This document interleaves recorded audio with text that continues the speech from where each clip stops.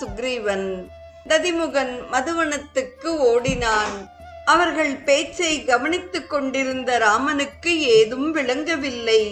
சுக்ரீவா, ததிமுகன் என்ன சொல்கிறான்? ஆஞ்சநேயர் முதலானோர் திரும்பி விட்டார்களா? மதுவனத்தில் புகுந்து நாசம் விளைவிக்கின்றனரா? அவர்களுக்கு அத்தகைய கோபம் உண்டாக காரணம் என்ன என்று வினவினார். சுவாமி, கவலை தரும் செய்தி ஏதுமில்லை. அன்னையை தேடச் சென்றவர்கள் திரும்பிவிட்டனர்.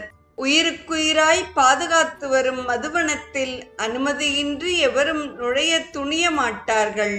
அவ்விதம் இருக்க தேனடைகளையும் பறித்து சாப்பிடுகின்றனர் என்றால் அவர்கள் அளவற்ற மகிழ்ச்சியில் இருக்க வேண்டும். மேலும் தர்ம மார்க்கத்தில் பிறழாமல் செல்லும் அனுமனே அதற்கு உடந்தையாக இருக்கிறான் என்றால் அவர்கள் சென்ற காரியத்தை வெற்றியுடன் முடித்துக்கொண்டு திரும்பியிருக்க வேண்டும் என்றே நம்பலாம். இன்னும் சற்று நேரத்தில் அவர்களை நாம் சந்திப்போம் என்றான் சுக்ரீவன். மதுவனத்தை அடைந்த ததிமுகன் அங்கதன் இருக்குமிடத்துக்கு வந்தான். அவனை கண்டதும்